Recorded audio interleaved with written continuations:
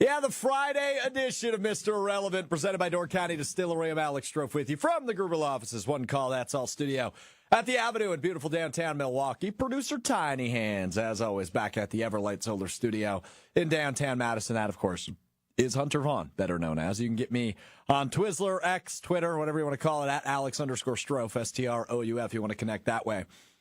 A few things to get into today on a Friday. I'm feeling good, by the way, man. Weather's good. Going to be a fun weekend. I got a bachelor party for one of my best friends this weekend, so I'm sure I'll be up to all sorts of good stuff. But we're 10 days away from the start of Packers training camp. Want to dive into that. I have a list for you today. I got very creative. I have a list for you of 10 players on the Packers roster that have the most approved in training camp. So essentially, to boil that down into an idea is some of them positional battles, some of them, are looking at some of the different, roster cuts, somebody that might be close to maybe not making the roster. So we'll get into that a bit later. A big event at AmFam Field yesterday as the Brewers fall 1-0 to the Pirates. They dropped that series 2-1. But the phenomenon that is Paul Skeens, just a terrific performance for him. And I wanted to dive into that a little bit because he just lit him up, right? He was pulled out after 7 innings. And number one, I hate that, but we'll also get into he's kind of a spectacle at this point, right? Like Shohei Ohtani was and still is a spectacle in Major League Baseball. Paul Skeens is becoming that. And I didn't hate what he did to the Brewers yesterday. I'll tell you why in a bit. And of course, we'll wrap up the week as we always do what we learned. So let's start with this though. Because I like Friday vibes to be high, but this feels like how I was woken up today, which will be our first topic, which is around Aaron Rodgers talking at whatever golf outing he's doing. I assume the one in Lake Tahoe he does every year. But I was woken up this morning about 6:30 a.m. with an awful cramp in my right calf. Sometimes you get those, and you just try to point your toes at your head and hope it goes away. And when I saw this video of Aaron Rodgers talking about the Raiders, right? He's out in Nevada. There's a Raiders publication asking him questions about Luke Getsy, who's now with the Raiders, the former Packers quarterback coach, former Bears offensive coordinator, who's now reunited with Adams in Vegas. Asking him the expectations of Getsy and then what he thinks Davante can do in Getsy's offense. And it's a very short clip. I only want to play you what he said about Davante Adams. Listen closely. Here's Aaron Rodgers talking about the now Raiders receiver, Davante Adams. I love Davante. I can't wait to play with him again. Great. I can't wait to play with him again, Rodgers says. Okay, well, let's think about the options. Summer Olympics this year. There's no football in the Olympics. Aaron Rodgers and Davante Adams are not representing the U.S. in the Olympics. Okay, that can't be it. They're both in the AFC. Okay, maybe they'll bring back the Pro Bowl. Oh, wait a minute. No, that's more flag football, and Rodgers typically doesn't play in that, and Adams is a veteran now. He usually doesn't play in that, so that can't be it either.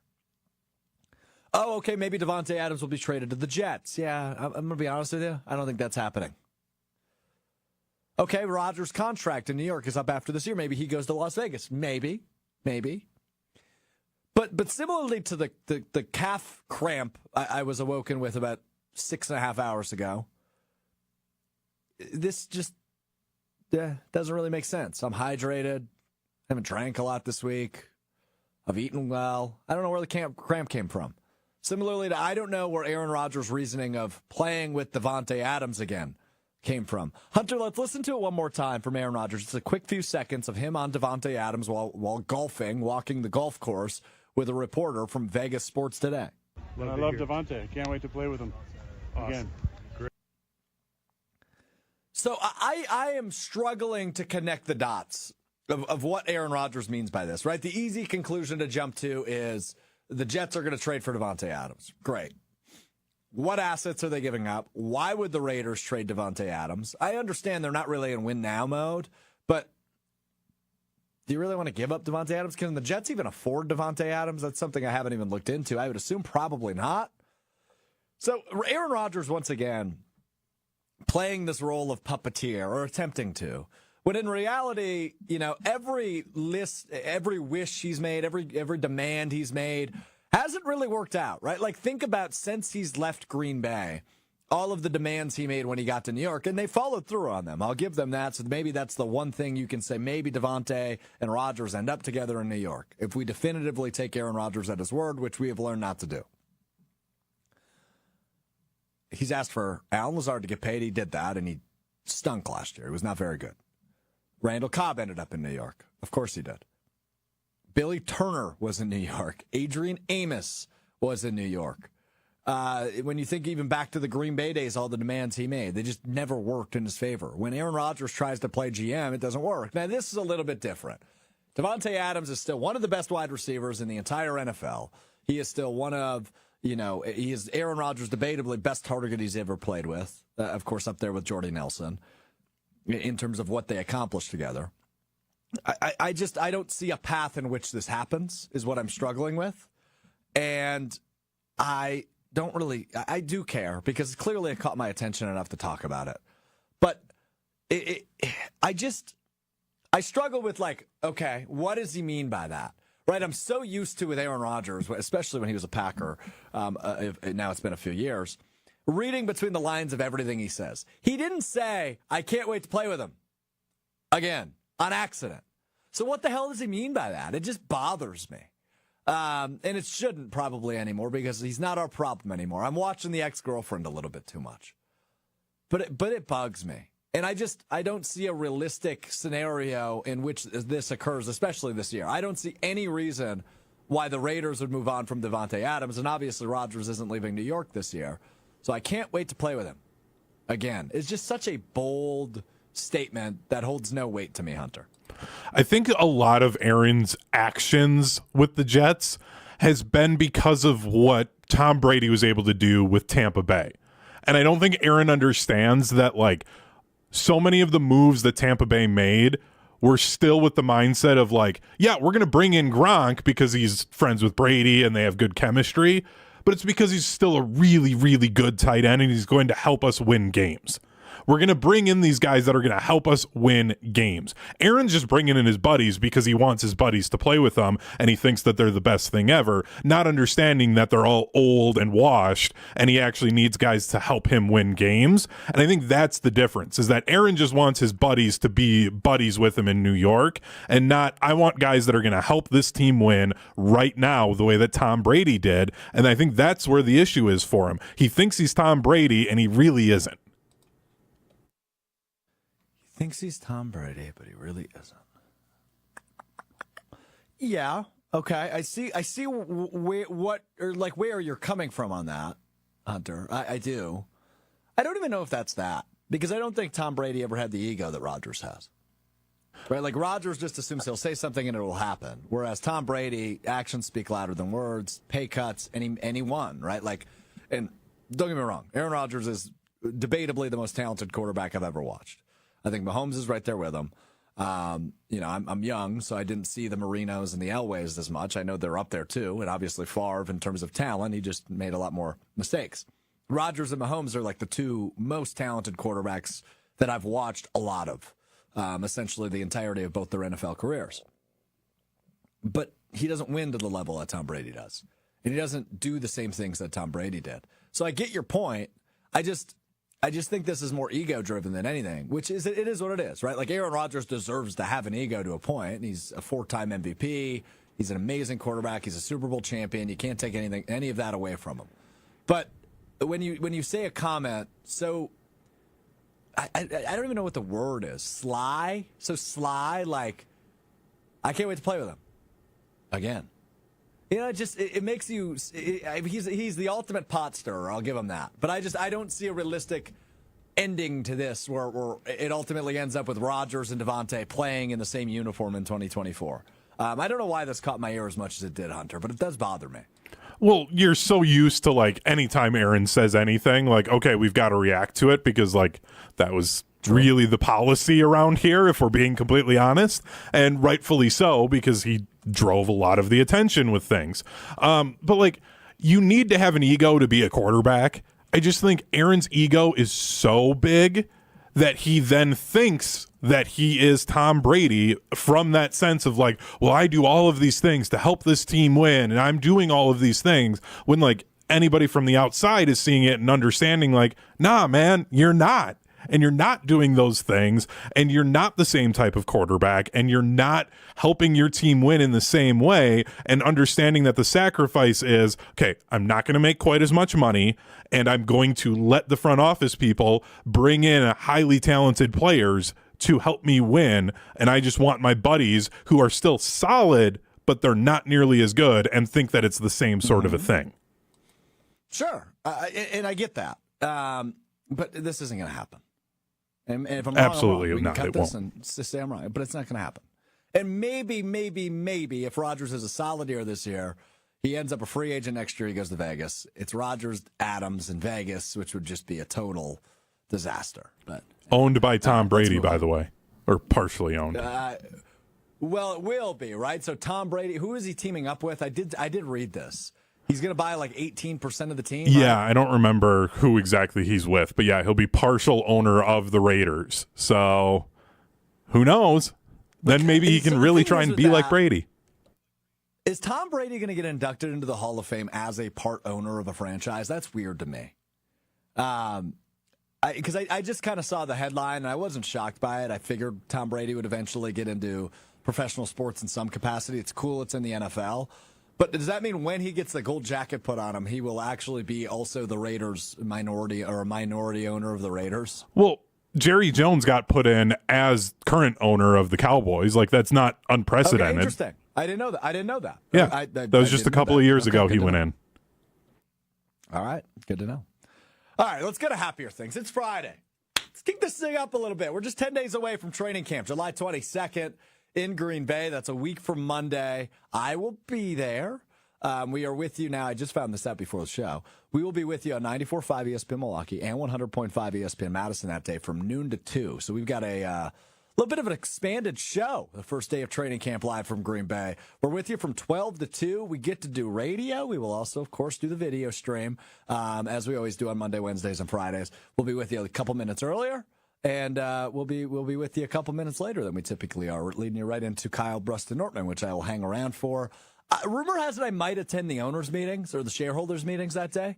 Hunter, I don't know if I told you this. So Kyle Wallace of Kyle Bruston-Nortman, weekdays 2 to 5, ESPN Milwaukee, 2 to 4 on ESPN Madison, the show I produce on a daily basis. Kyle Wallace is a shareholder, and he got 4 tickets sent to him. But the shareholders' meeting, which was initially scheduled for noon, got moved back to 3 p.m. So Kyle theoretically will be on the air when the shareholders meeting occurs. Kyle would like to attend. I feel like I could probably sneak out and attend with him. I am not an owner. I've never been a shareholder, but he has extra tickets to bring other people. So I've kind of hitched my wagon to it. I think I want to go to the shareholders meeting, see what Mark Murphy has to say in his final shareholders address. So I don't know if I told you this, Hunter, but like, that's kind of an exciting thing. I don't know if I'm going for sure. I'm going to try to weasel my way in, but I think it would be like a cool thing to attend. Maybe it's not. I don't know. But that's what's on the docket, July 22nd. I mean, look, if it's exciting for you, then great, man. I don't get it. Like, I honestly, like, as a Cowboys fan, I would not go and get a ticket to go and sit in the stands in 80-degree weather, probably it will be, and listen to Jerry talk about the state of the team and, like... Well, like, it's inside. It's in the air conditioning. Okay, still. Like, I'm just not doing that. Like, I don't get it. Packer fans are different, I know, and it's just weird. Like, I just find it very strange. So go ahead, man. I say it all the time, but as long as you're honest about the fact that it is a little weird, I'm fine with it. If you try and completely defend this, that's where I'm going to have an issue. It's the same way I feel about you with WWE. Well, hold on. So I'm an owner by association. WWE is as hot as it's ever been. By the way, July 22nd, Hunter, speaking of WWE. Oh, jeez. Live from the Resch Center, the night of Packers training camp opener. Live from the Resch Center across the street from Lambeau Field, or the Resch Complex, Resch Expo, I think it's now called. Monday Night Raw, WWE, that night in Green Bay. Great. So congratulations. A little doubleheader for those of you wrestling fans. You can do training camp and Monday Night Raw. Well, I am technically an owner of the Green Bay Packers by association if I attend this. So that's why I'm trying to weasel my way in so I could change my Twitter bio to Packers owner by association. I don't know that that's technically how that works, but that's how I'm going to make it work. So anyway, so 10 days. I mean, look, there's a ton of excitement around training camp, and there should be, right? Football season's here. We're less than 2 weeks away. We're 10 days away from the start of training camp, which is really exciting. I mean, it's the first opportunity you get to look at some of these rookies, at least up close as a fan, right? The media only got to see 3 of the OTA practices. You get to see Jordan Love in a football helmet for the first time since January's loss to San Francisco.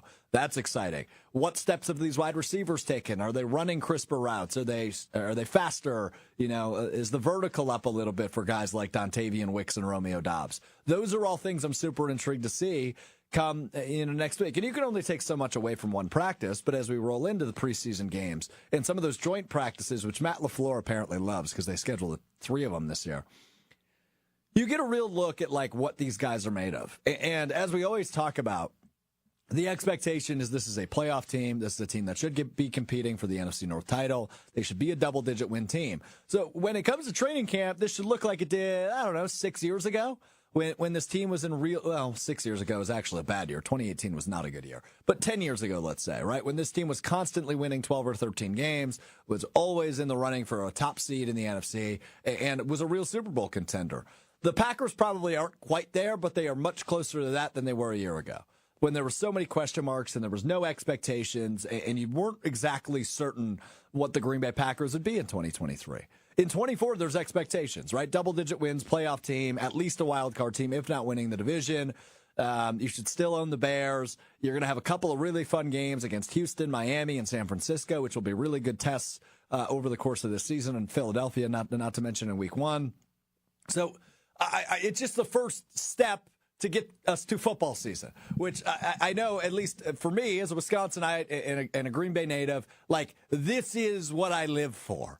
Is July 22nd through the Super Bowl. That is the highlight of my year. I love all the other sports. We'll talk Brewers in a little bit. But I love the Bucks. I love the Badgers, both football and basketball. And I like watching Marquette play hoops too. But there is nothing like Packers season.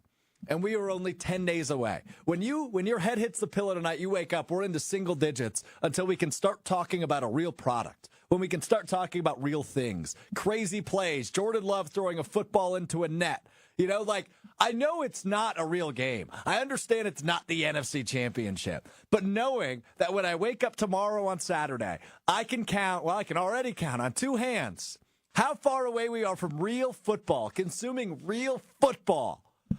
I'm ready to run through a brick wall, dude. It's exciting as hell. 10 days away from training camp. Here's what we're going to do. We're going to take a quick break. When we come back, I'm going to tell you the 10 players for the Green Bay Packers with the most approved come training camp.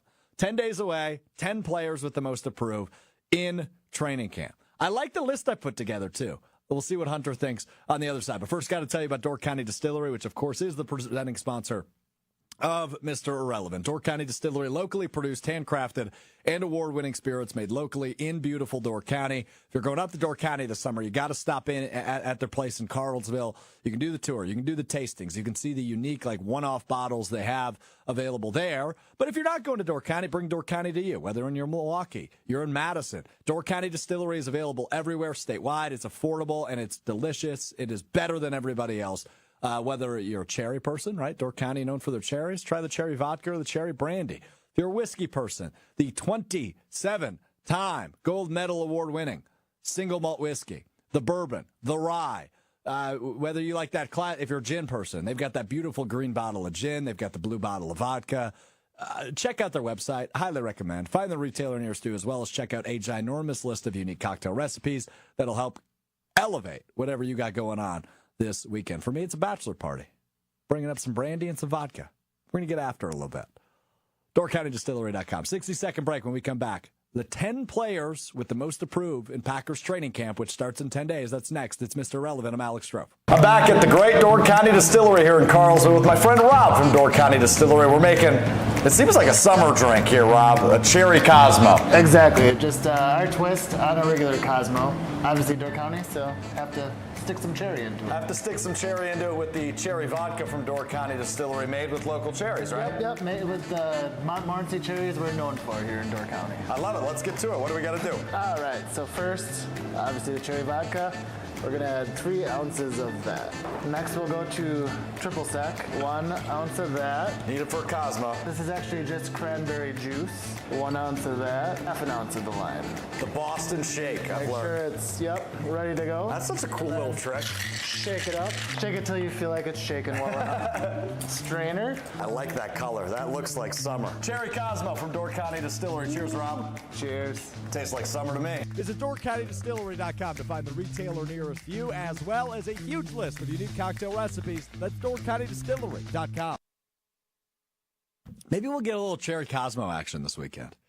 That looks good. It looks refreshing. It's Friday, baby. Let's party. Beautiful weekend in Wisconsin. Can't wait. All right, let's get into this. 10 players, as we're 10 days away from Packers training camp. 10 players with the most to prove as we get into training camp. 10 players on here, all for different reasons. And while the video stream shows number 10, Jordan Love, Hunter, believe it or not, Jordan Love not on this list. I'm I not imagine surprised. You believe that. No, he Yeah. shouldn't be on this list. He's got nothing to prove. When it comes to the regular season, if we do this list with the regular season, he might be number 1, right? Like, I still think he should have a chip on his shoulder, prove to everybody it's not a fluke. But when it comes to this list, we're going to talk about a bunch of guys for different reasons. So let's get right into it. From 10 to 1, I even power ranked them for you. Number 10 on my list is the rookie safety drafted in the second round by the Packers, Javon Bullard. He is expected to be the other starting safety across from Xavier McKinney. I just think, hey, he's got the opportunity to say, hey, I belong. I was drafted in the second round. Goody drafted another defensive player from Georgia for a reason. Javon Bullard is number 10 on this list. I just want to make sure he belongs. Because if we get to, let's say, I don't know, week 1, and they've got AJJ back there, the 7th-round pick from a year ago at Iowa State, Anthony Johnson Jr., across from Xavier McKinney, that probably tells you things aren't going as smoothly as you had hoped. Javon Bullard brings a ton of speed. He brings power. He brings hard hitting. He's a good ball hawk. Like, he brings a lot of good skills to the NFL. I'd like to see those pop off right away. Javon Bullard, number 10 on my list. Number 9, not Jordan Love, but his backup from a season ago. Sean Clifford is number 9 with the most to prove on my list because I don't think the Packers are going to carry 3 quarterbacks. And rumor has it Michael Pratt out of Tulane, who the Packers drafted this year, he's got it. He's got some stuff. I know Goody really likes Sean Clifford, but I don't think he likes him enough to carry 3 quarterbacks. I think Sean Clifford has the 9th most to prove this training camp. Number 8 is Davante Wyatt, another former first-round pick. Well, not another former first-round pick, but another draft pick. He was a first-round pick out of Georgia. Javon Bullard wasn't. Quay Walker, Davante Wyatt, drafted a couple years ago in the first round, both out of Georgia by Goody. Davante Wyatt's going to get the reps in the regular season. He will likely be a starter on the defensive line. But you've got to prove it to me. Like, we need to see Davante Wyatt take that next step because for the last 2 years, he just hasn't. He's had some moments, he's had some flashes, but just, He's a replaceable defensive lineman. And when you put a first-round investment in a guy like that, you expect them to help Kenny Clark anchor that defensive line. So if from left to right it is Preston Smith, Davante Wyatt, Kenny Clark, and Rashawn Gary, it's pretty evident who the weakest link is. Don't let that be the case. Davante Wyatt, number 8 on the list. 7th is weird, but I'll get to my reasoning. Number 7 is Grant DuBose, the now second-year wide receiver. DuBose was hurt early in last year, didn't really play a lot, wasn't on the active roster for most of the year. But late in the season, you saw some of those fringe roster wide receivers take that next step when you look at Malik Heath. Remember the Bo Melton game against Minnesota? Those are going to be likely wide receivers 5 and 6. Behind the obvious 4 of Watson, Dobbs, Reed, and Wicks, it's probably Heath and Melton. Will the Packers carry 7 receivers? I don't think so, but maybe. If Grant DuBose does something spectacular in training camp and in the preseason, I think DuBose can win a roster spot. But otherwise, it's probably sayonara, thanks for your time, for Grant DuBose. He's Packer number 7 with the most to prove to me. Number 6, the linebacker position is an interesting one. Quay Walker's your lead dog. But who's number 2? The Packers draft Edgerrin Cooper, but they have liked what they've seen out of Isaiah McDuffie in years past. He's now kind of a veteran on this team, been around for several years. Isaiah McDuffie is number 6 for me. I think he can win the starting spot with Quay Walker. And obviously there's going to be rotations. You'll see Edrin Cooper. You might even see a little Tyron Hopper, who is another mid-round pick for the Packers this year out of Missouri.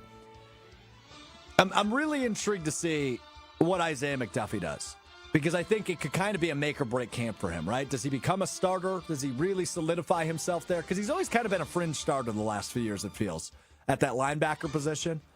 Can he be a solidified starter for the Green Bay Packers in 2024? Isaiah McDuffie, number 6. Now, these top 5 are interesting. Number 5 is the first-round pick from this year. It's Jordan Morgan, the tackle out of Arizona. I don't think Jordan Morgan, actually, I really don't think Jordan Morgan will be a starter come week 1 in Brazil. I think he will be a depth piece for the offensive line this year.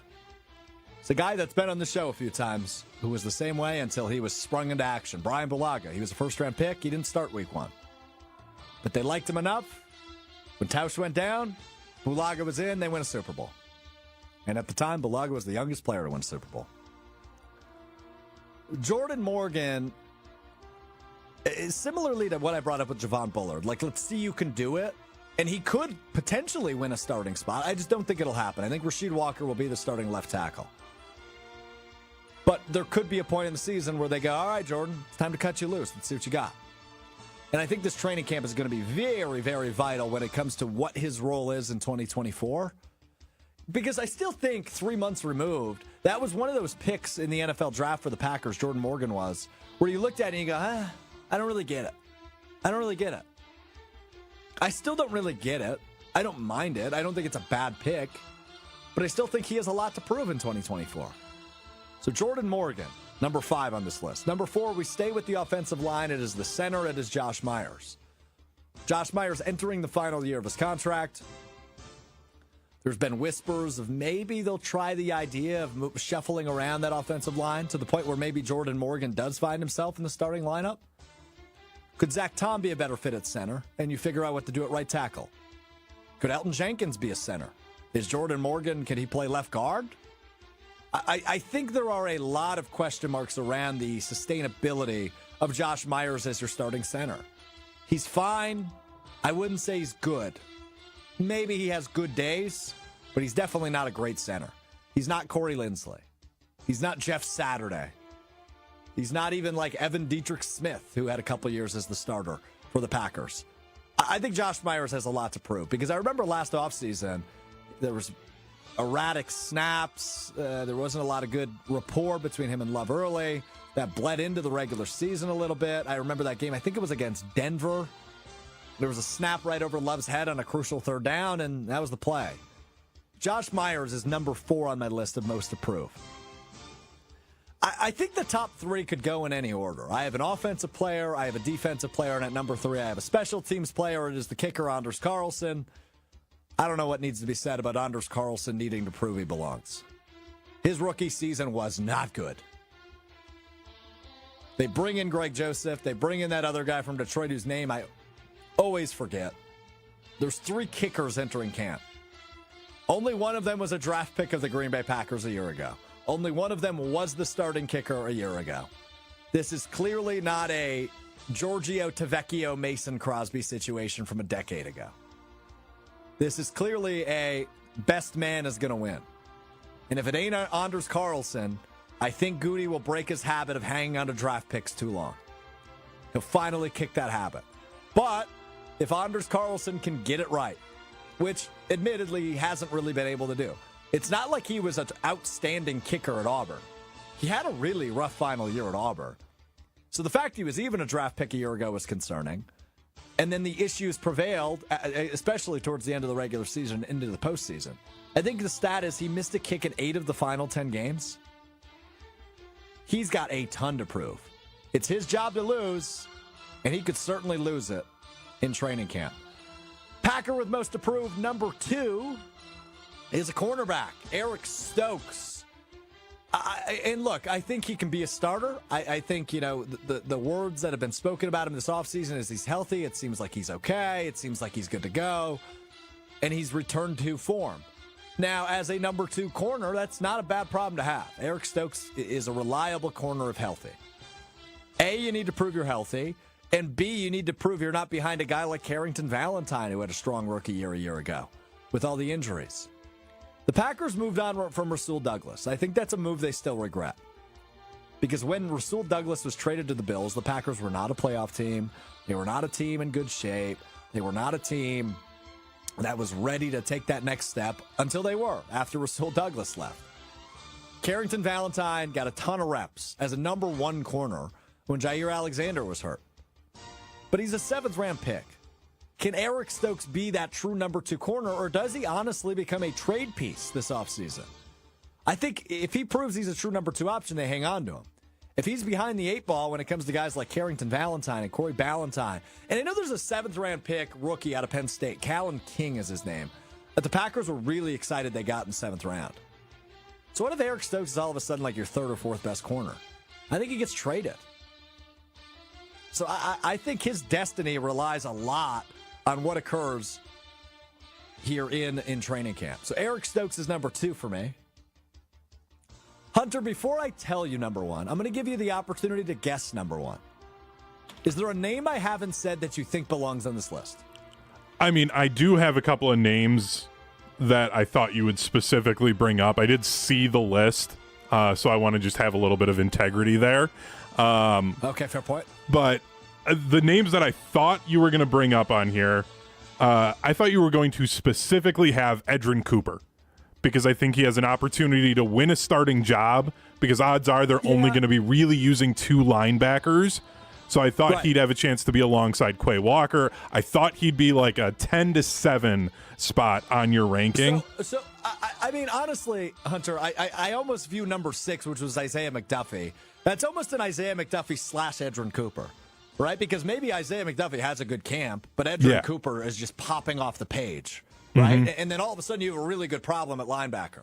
So I'm with you. I think that's a name I considered. McDuffie was just a little bit more intriguing to me as the veteran, and I know it's a new scheme, it's a new defense, so I understand why you would think that. But if he's a mid-round pick, if he doesn't look like a starter day one, I guess he was a second-round pick, but if he doesn't look like a starter day one, I'm probably not losing sleep over that because I'm comfortable with Isaiah McDuffie as that second linebacker. So I appreciate your thought on it, but that would be my reasoning why not. Number 1 on my list, A.J. Dillon. A.J. Dillon is a tricky one for me. And we talked at length about this on State of the Packers with Jason Wilde and Gabe Neitzel. He's brought back on like the weirdest contract ever. It's essentially like just above a veteran's minimum. He's making like $1 million this year.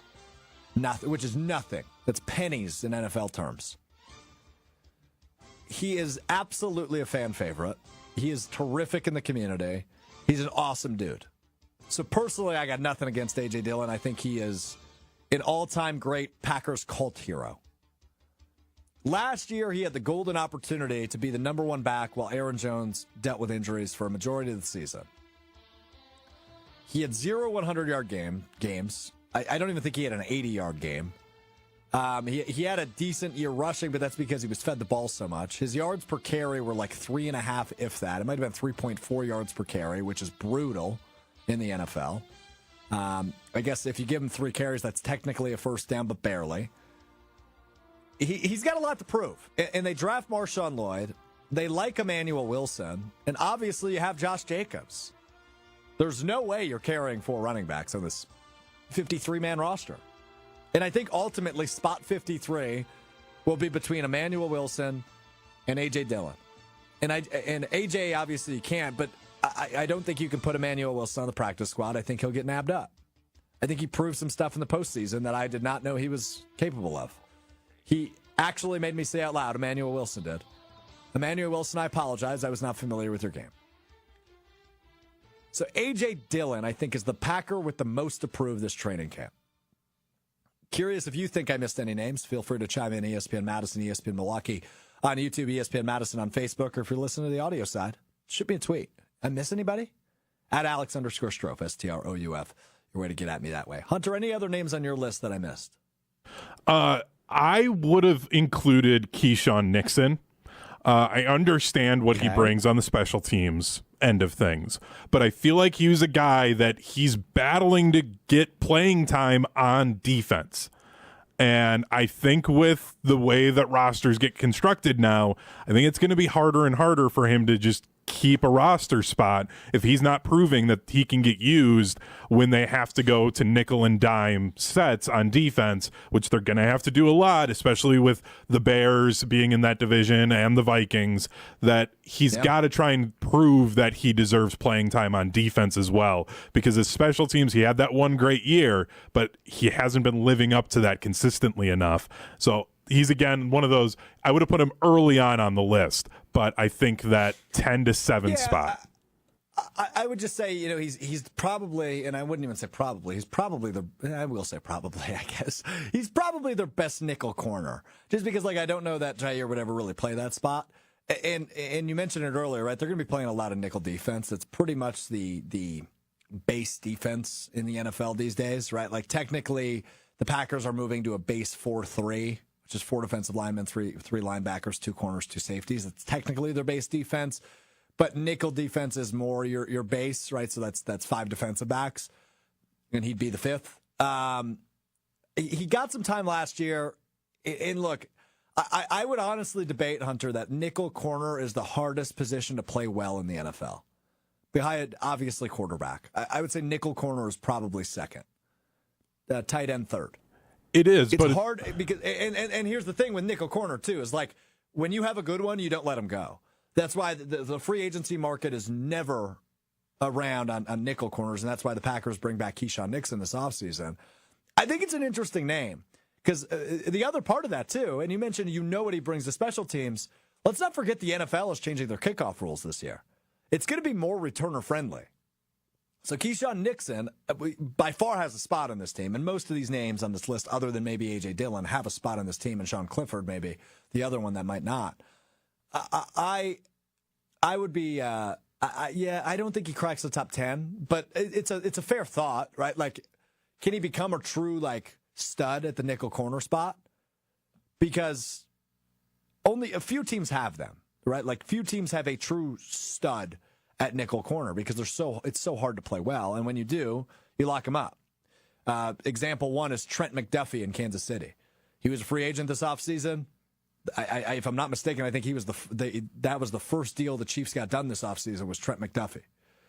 So it's a tough position. And so I get your point. I'm not trying to make excuses for him. No, but yeah.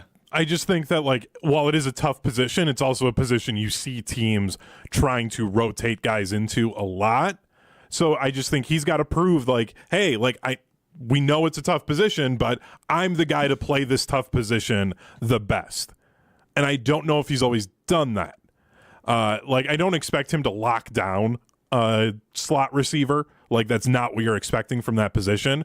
But I just feel like there were times where he was not in the best position defensively last year, and that's something that I think Jeff Hafley and the other coaches know. So he may be on a spot of hey, maybe not this year, but if you don't show up this season, next year you may not be wearing green and gold. Interesting. It's an interesting thought. I don't think you're wrong. Yeah. I don't know. The fun part about training camp too is and we've talked about this before. There's always the training camp sweetheart. We all remember the Ladarius Gunter game against the Atlanta Falcons when Julio Jones went crazy in the NFC Championship game. I think that would have been the 2016 season. And Gunter ended up getting locked on Julio Jones, and it was atrocious. But in training camp, everybody was like, whoa, who is this Ladarius Gunter guy? Who is this? He is unbelievable. He's making plays. He's picking off Rodgers. Who is this? And ultimately that ended as more of a sad story because he got shredded in the NFC Championship and was never heard from again. So I don't know. Maybe, there's going to be names that pop up during training camp that you've never heard of that end up making the roster, and then maybe it works and maybe it doesn't. And maybe Keyshawn Nixon's one of those with this new kickoff rules. Because I imagine, Hunter, they're going to be practicing that. You got to get used to these new kickoff rules. So I'm intrigued to see what that looks like in training camp because they do kick returning drills but usually they're pretty like stripped down. You don't really have like a full 11 on 11. I remember one of my early training camp memories, not early, but this was over a decade ago. DeJuan Harris was a running back for the Packers, and he was built, man. Like he was thick. He was beefed up. Like he was a massive back, and he had a good. I don't remember what year that would have been, but he was kind of brought on late at the end of the season. Running back injuries were just nonstop for the Packers one year, and then he had like a nice little end of season. The following camp, he was practicing kickoff returns. And it was like, this makes no sense unless you want him to run straight through people, which maybe that would make sense. Anyway, I'm rambling, but I'm curious what that looks like at training camp. We'll find out on July 22nd. All right, there's your Packers. 10 players with the most to prove come training camp. Let's go on to this now. Paul Skeens has been a phenomenon in the MLB. He was terrific at LSU, won a national championship, is dating the most the highest earning NIL athlete so far in all of collegiate athletics, which is Livy Dunn. She's a gymnast at LSU. So he's gotten a ton of pub based on, obviously, his terrific career at LSU. His relationship is very public. And now he's in the MLB, gets named to his first All-Star game, I think after only like 5 or 6 starts. Skeen started yesterday just up the road at AmFam Field against the Milwaukee Brewers, and he pitched 99 pitches in 7 full innings, allowed 0 hits. So he had a no-hitter going, and then he was pulled. Brewers get a hit in the 8th. They break up the team no-hitter, but ultimately lose to the Pirates 1-0.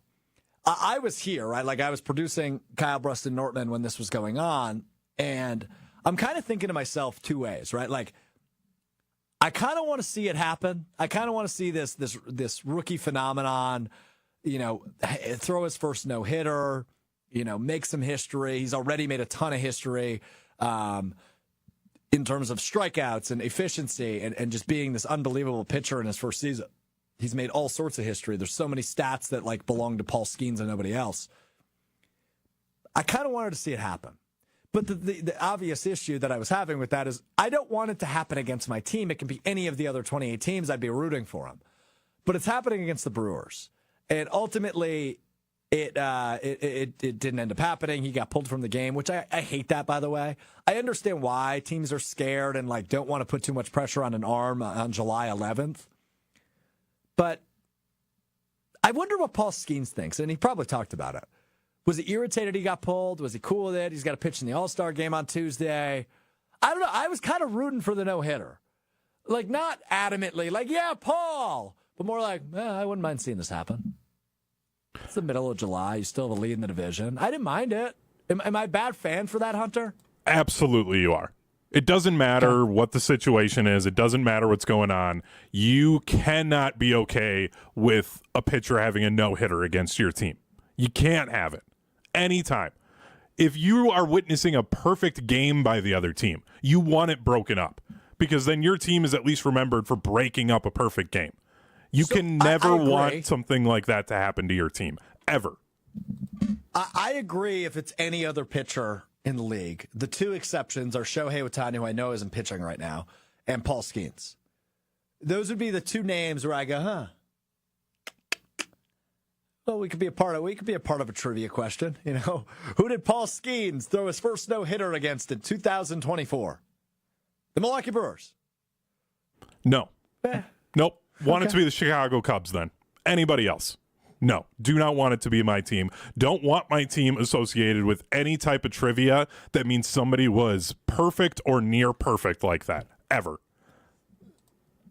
Which team allowed Jordan Love and the Green Bay Packers to score 50 points in his playoff debut? Exactly. It sucks. I'm going to remember that forever. It's the worst. For those of you that are not familiar, Hunter, of course, a Dallas Cowboys fan. So I like using that one against them. I hope they meet up again this year, Hunter. I don't know if I've told you this. I want to see a path in the playoffs where the Packers are the 1 seed. In the second round, they host the Cowboys. They beat the Cowboys again by scoring 60 points this time.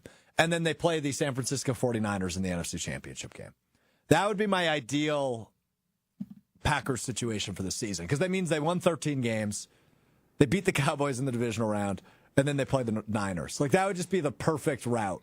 So much history between the 3 of those teams, too. Packers, Cowboys, Niners. Why? Like, You could just want the Packers to get the NFC Championship game, and it doesn't have to go through the Cowboys. You don't have to do that to me. Like, I've had that happen to me so many times. I do, though. No, like, that's just mean. Like, you're a bad friend now. No, that's not true. That's not It's true. very true. I mean, sports does not equal friends, man. Like, me rooting for the Packers to beat the Cowboys. I think the Cowboys are going to be good. That's me giving you a compliment. I'm saying they're going to be in the divisional round. That's a whole round further than they made it a year ago. That's making me a good friend, actually. I think you're looking at this backwards. Dak and Mike McCarthy getting one step closer. Yeah, one step closer. That's not going to save their jobs. They're both going to get their asses fired anyways then. They lose in the divisional round. That does nothing for me. Then it's a rebuild and everything starts over. Hold on. Dak's not going to get fired. He's going to go make way more money elsewhere, probably. Yeah, that's great, but not with the Cowboys. And then they have to try and figure out if Trey Lance is the guy, and then they're going to have a brand new head coach, and it's just going to be a mess. And it's going to suck. Well, because Lance then I can't listen to Nick. We all know that. Yeah, but there's some feelings that maybe he had some technique things. Yeah. There's some feelings around people that follow the Cowboys that they think that maybe McCarthy's figured out some technique things similarly to Aaron Rodgers when he was coming in, that could have been why he wasn't doing well with the 49ers. So maybe, but it's, again, he's got to actually play some games. But no, like that's going to suck. And it's just going to be awful. And like, you're a bad friend and you're a bad fan. All right, whatever. Speaking of, actually, that was a horrible transition. I was going to say, speaking of a bad man, maybe Pat Murphy. So, Hunter, bring me up to speed on this, because I did see the video, but I forgot what the T-shirt said. So, all of the Undaunted, that's what they said. So, the Brewers are wearing Undaunted T-shirts prior to their game a few days ago against the Pittsburgh Pirates, and Pat Murphy was asked, why are you wearing shirts that say Undaunted? And Pat Murphy, I believe this is actually part 5, Hunter, of our Wisconsin's Dad series. You actually might know better than me. It might be part 4. It's part 4. We've been listening to Pat Murphy, the Brewers' new manager, first-year manager, listening to the insane things he says, the hilarious things he says, all the in-betweens. Pat Murphy talking about why the Brewers were wearing shirts pregame that said Undaunted on them. Here's the Brewers skit. What does undaunted mean? Not intimidated or discouraged by difficulty, danger, or disappointment.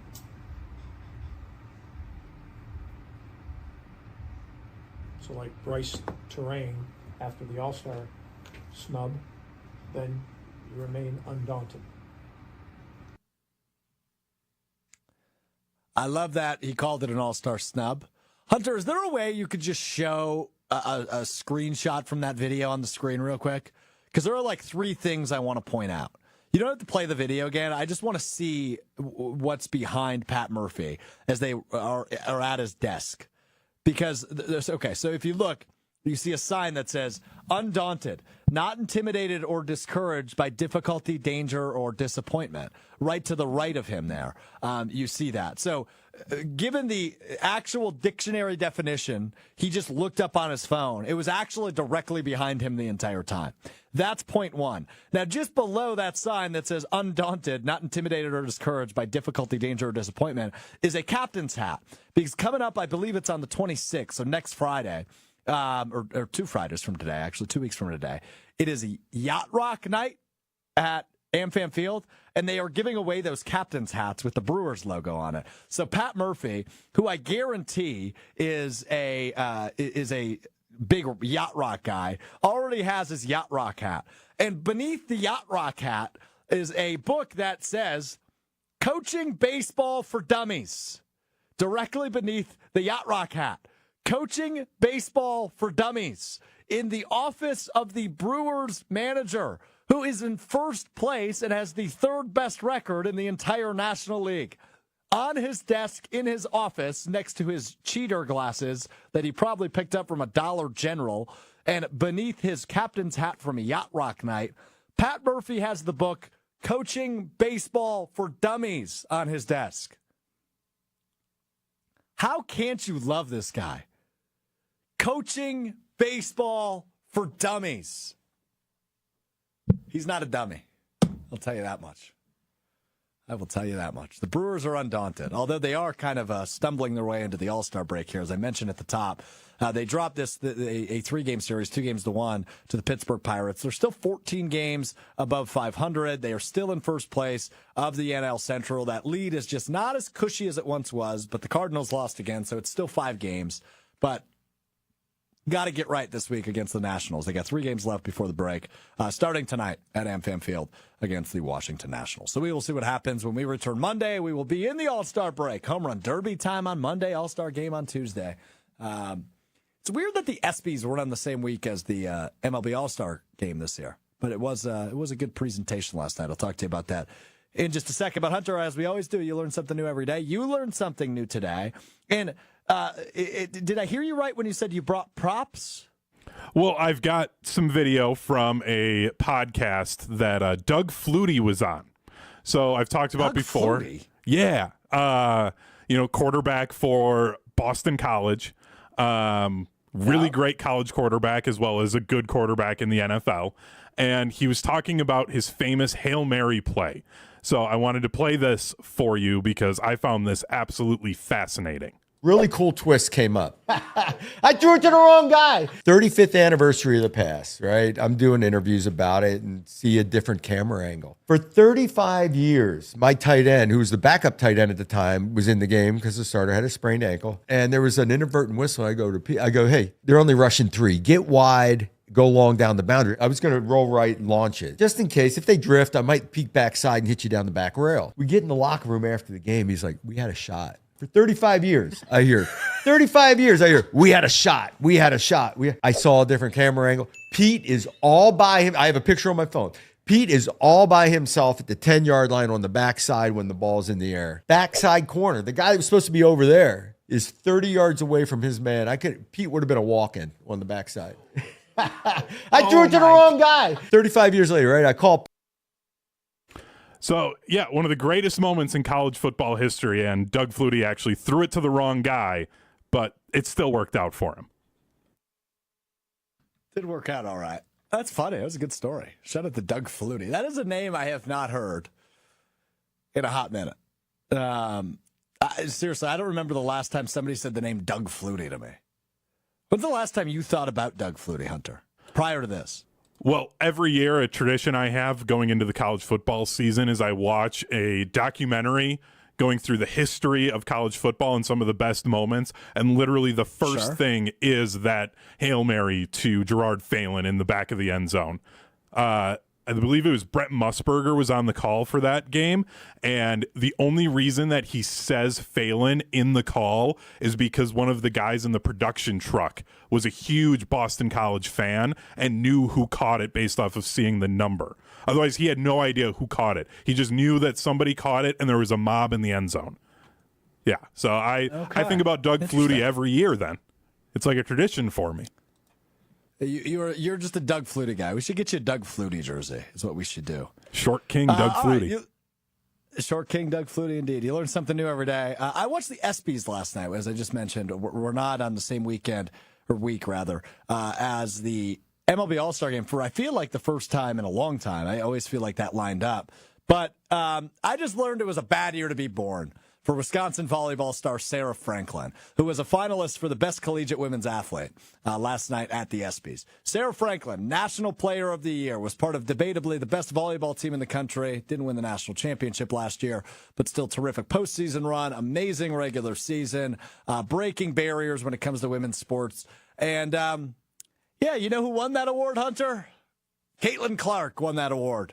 Shocker. Tough year to be born for Sarah Franklin, who gets another year, though, at Wisconsin. Maybe this will be her award to win next year. But tough year to be born for Sarah Franklin, who was a finalist, but super well-deserved and thrilled for our new partnership with Wisconsin Volleyball on 100.5 ESPN Madison and 620 WTMJ. Your new home for Wisconsin women's volleyball starting this fall. And Sarah Franklin back for one more year. Devin Robinson, our teammate and friend, also back for one more year. Going to be an exciting year for the Wisconsin women's volleyball team, which gets started in about a month and a half. Can't wait for that. But the ESPYs were great, dude. I thought Serena was great. Venus made a little cameo. They roasted Harrison Butker at one point, who was in attendance by himself, which was really funny to me. They were doing a little bit of a, I want to say almost like a speech on women's sports and what, they're just sports, right? You don't need to call it women's sports, it's just sports. You refer to them as athletes and champions. And they made a joke that you can call them a dumbass if they're a dumbass, right? And then at the end of that speech, they go, except for Harrison Butker, we don't want you. And he was in the crowd. Brutal. Absolutely brutal. I enjoyed that, though. Anyway. Yeah, it was great. It was great. All right, that'll do it for us today. Thanks to Hunter for running the show. As always, we're back with you Monday beginning at 12:30 on the ESPN Madison, ESPN Milwaukee YouTube channels. Molly Brown, ahead of the debut of Jim, Matt, and Molly, will join us on Monday from the Everlight Solar Studio. New show on ESPN Madison beginning on Monday. Molly Brown, Jim Rutledge, Matt Hamilton. We will talk to you then. Have a fantastic weekend. Stay safe. Make decent decisions. I'll try to do the same. We'll talk to you Monday. It's Mr. Relevant. I'm Alex Strouf. Peace.